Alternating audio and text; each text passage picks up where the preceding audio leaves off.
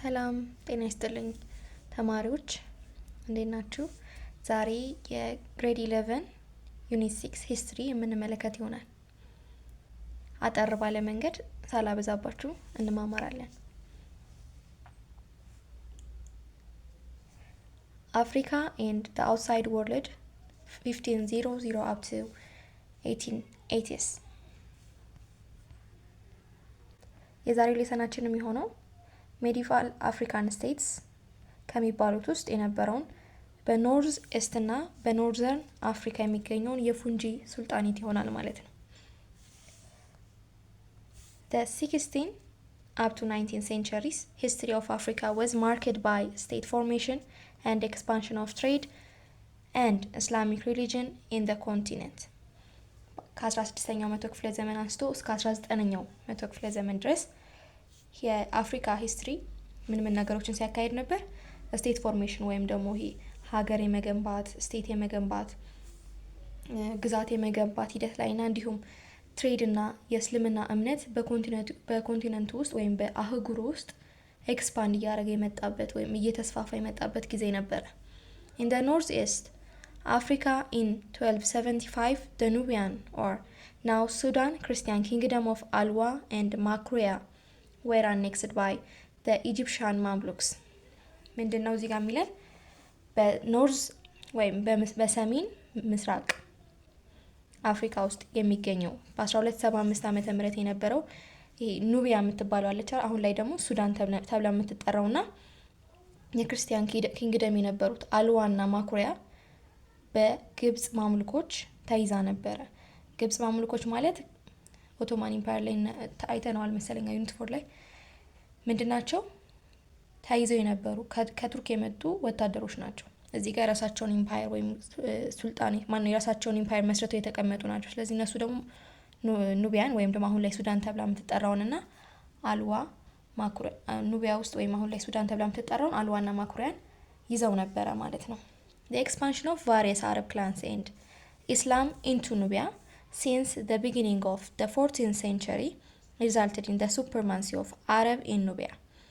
various የሆኑ የተለያዩ የአረቦች ጎሳዎች የአረብ ጎሳዎች እና እስልምና ተከታዮቻቸው ማለት ነው ወደ ኑቢያ የመግባት የጀመሩት መቼ ነው?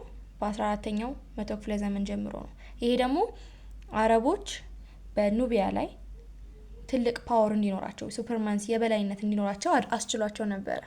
However, by the beginning of 16th century, Arab supremacy in Nubia was challenged by cattle-keeping pastoral people called Fungi.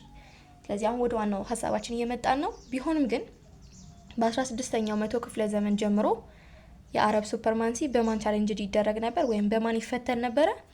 በካትል ኪፒንግ ፓስቶራል ወይም ደግሞ ከብት በሚጠብቁ እረኞች እነሱ ማን ተብለው ይጠራሉ? ፉንጂ በሚባሉት በእነሱ የአረብ ሱፐርማንሲ ይፈተን ነበረ። ከላይ ምን ብለናል? አረቦች ኑቢያ ላይ ሱፐርማንሲያቸውን እያስጠበቁ ነበር ወይም ፓወር ነበራቸው እዛ ቦታ ላይ ማለት ነው። ከዛ በኋላ ግን የተፈተኑ የመጡት ፉንጂ በሚባሉ ካትል ኪፐሮች ነው ማለት ነው። The Fungi practiced indigenous religion. የፉንጂ ሱልጣኔቶች ፕራክቲስድ የሚያደርጉት ወይም ደግሞ የፉንጂዎች የሚከተሉት የነበረ ወይም የሚያውቁት እምነታቸው ኢንዲጂነስ ነው ወይም ጥንታዊ የሆነ ወይም ሀገር በቀል የሆነ እንደማለት ነው። Their origin is still controversial. ምን ማለት ነው? መነሻቸው ግን አሁን ድረስ አከራካሪ ነው። ከየት እንደመጡ ከዚህ ተነሱ የሚባሉ ብዙ አሰምሽኖች አሉ ከተለያዩ ሂስቶሪያኖች ማለት ነው። Some historians say that the Fungi belongs to the Shulk people while others associate them with the state of Borno around Lake Chad. አንዳንድ ሂስቶሪያኖች ምን ይላሉ? ፉንጂዎች የመጡት ሹልክ ከሚባል ህዝብ ነው ብለው ያስባሉ። ምን ይላሉ? ሹልኬ ከሚባል ህዝብ ነው የመጡት ብለው ያስባሉ። አንዳንዶች ደግሞ ቦርኖ የሚባል ቦታ ላይ ወይም ደግሞ በሌክ ቻድ ዙሪያ የሚገኝ ቦርኖ የሚባል አካባቢ ላይ እንደመጡ የራሳቸውን አሰምሽን ይሰጣሉ ማለት ነው። ስቲል ደግሞ አሁን ድረስ other locate their origin in the North Ethiopian region አንዳንዶች ደግሞ እስካሁን ድረስ ማለት ነው ምን ብለው ይከራከራሉ? በኖርዝ ኢትዮጵያ ሪጅን እንደሚገኝ ይናገራሉ ማለት ነው። In Nubia the Fungi quickly converted to Islam። እነዚህ ፉንጂ የምንላቸው ምን አደረጉ? ፉንጂ የምንላቸው ወደ እስላምነት ወይም ወደ እስልምናን እምነት quickly የተቀበሉት ማለት ነው። In 1504 they established the Fungi Sultanate with center at ሴናር ላይ ሱልጣኔታቸውን መስርተዋል ማለት ነው። ወይም ፉንጂ ሱልጣኔት ብለው የራሳቸውን ኤምፓየር እዛ ጋር ገንብተዋል። A competing Arab state called አብዱላቢ arose in Nubia alongside the Fungi። ከዛ ደግሞ ፉንጂን ደግሞ ቻሌንጅ የሚያደርግ ወይም ፉንጂን ኮምፒት ሊያደርግ የሚችል ሊወዳደር የሚችል አብዱላቢ የሚባል ደግሞ እንዲሁ አሮዝ አረገ ማለት ነው። አብዱላቢ fought for grazing right in the southern ገዚራ as well as Nubia's political supremacy። አብዱላቢዎች ደግሞ ለምን ፎት ያደረጉ ነበር ወይም ለምን ይዋጉ ነበረ? የግሬዚንግ ራይት ወይም የግጦሽ መብትን ለማስከበር በደቡብ ገዚራ አካባቢ ነው የሚገኙት። ይሄ ኑቢያ ላይ ያላቸውን የፖለቲካ ኃይል ወይም ማሳደግ ይፈልጋሉ፣ ወይም ከፍተኛ ቦታ ላይ ወይም ደግሞ እነሱ ተሰሚነታቸው እንዲጨምር ይፈልጋሉ ማለት ነው። ከነዛ መካከል አምራ ዱንቃስ የሚባል was one of the renowned chief of Fungi who fought many battle against the Abdullabi state of supremacy in Nubia።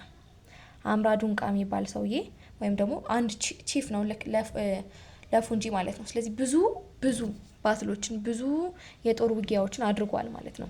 አብዱላቢ ስቴት ይሄ ኑቢያ ላይ ሱፐር እንድትሆን ወይም ከፍተኛ ፓወር እንዲኖራት ማለት ነው። in the end Fungi emerged victorious and ruled Nubia with the help of Abdullabi Arabs። በመጨረሻ ግን ማን አሸናፊ ሆነ? ቪክቶሪየስ የሆነችው ፉንጂ ነበረች ማለት ነው። ቴሪቶሪያል ኤክስፓንሽን ኢንቱ ኒዮሎቲክ ሱዳን።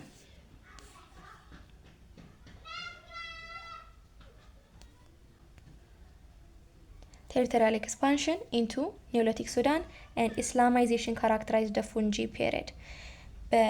በዚህ ባሸነፈችባቸው ጊዜያቶች ወይም ደግሞ መብራት በጀመረችባቸው ጊዜያቶች ይሄ ቴሪቶሪያል ኤክስፓንሽን ወይም የግዛት ማስፋፋት ወደ ኒዮሎቲክ ሱዳን አካባቢ ግዛቷን ታስፋፋ ነበረ። እንዲሁም እስላማይዜሽን ካራክተር ነበራት። ምን ማለት ነው? ይሄ የእስልምና ባህሪያቶች እናውቃቸዋለን አይደለም? የእነዚህ አይነት ባህሪያቶችን ትከተል ነበረ ማለት ነው። The Arab clans intermarried with the local Nubians and became Africanized culturally። ምን ይላል? ምን ያረጉ ነበረ? በተጨማሪ ደግሞ እርስ በርስ ይጋቡ ነበር። እነዚህ የአረብ ጎሳዎች መጥተው ከኑቢያኖች ጋራ ኢንተርሜድ ያደርጋሉ ወይም ይጋባሉ። በሚጋቡበት ጊዜ ደግሞ ካልቸር ውርርስ ይኖራል። ስለዚህ የአፍሪካኖችን ካልቸር በዛውም ተላምደው ነበረ ማለት ነው። The Fungi faced 3 rounds of major attack from the Christian kingdom of Ethiopia። ምን አለን? የፉንጂ 3 የሆኑ አታኮች ገጥሟታል። ከማን? ከክርስቲያን ኪንግደም ኦፍ ኢትዮጵያ 3 አታኮች ገጥሟታል ማለት ነው።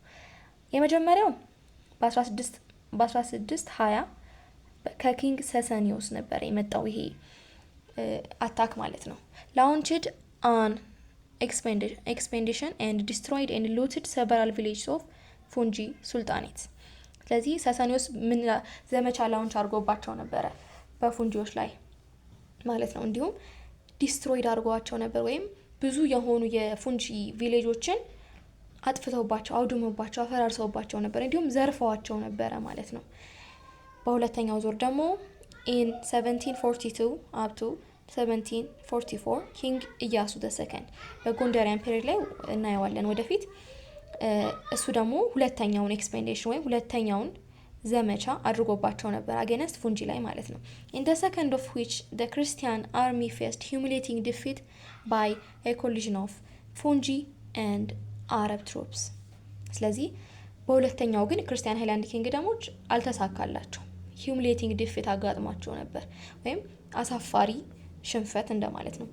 ፉንጂዎችና አረብ ትሮፖች ወይም የአረብ ወታደሮች አንድ ላይ ሆነው ይሄንን የመጣባቸውን ዘመቻ ሪዚስት ማድረግ ችለው ነበር ወይም መቋቋም ችለው ነበረ።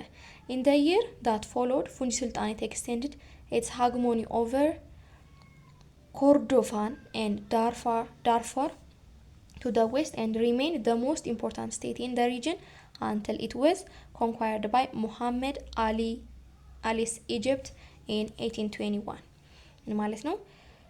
ከዛ ካሸነፉ በኋላ በቃ ብዙ እንትኖችን ብዙ ስቴቶችን መቆጣጠር ችለው ነበር። ላይክ እንደ ኮርዶፋን፣ ዳርፎር የሚባሉ ቦታዎችን በምዕራብ በኩል መቆጣጠር ችለው ነበር። ማን እስኪመጣ ድረስ የግብፁ ሙሐመድ አሊ በ1821 እስኪመጣ ድረስ አሸንፈው መቆጣጠር ችለው ነበር። ስለዚህ የፉንጂ ሱልጣኔት ይህንን ይመስላል። የዛሬ ሌሰናችን ይህን ይመስላል። አጠር ያለ ነው። ከዚህ በኋላም ደግሞ የተለያዩ እንትኖችን ይዤላችሁ እመጣለሁ። ከወደዳችሁት ሰብስክራይብ፣ ላይክ፣ ሼር ማድረጋችሁን እንዲሁም ደግሞ ኮሜንት መጻፋችሁን እንዳትረሱ። እንማማራለን። እናንተም ያላችሁን ሀሳብ ሼር አድርጉኝ። እንቀጥላለን። አመሰግናለሁ።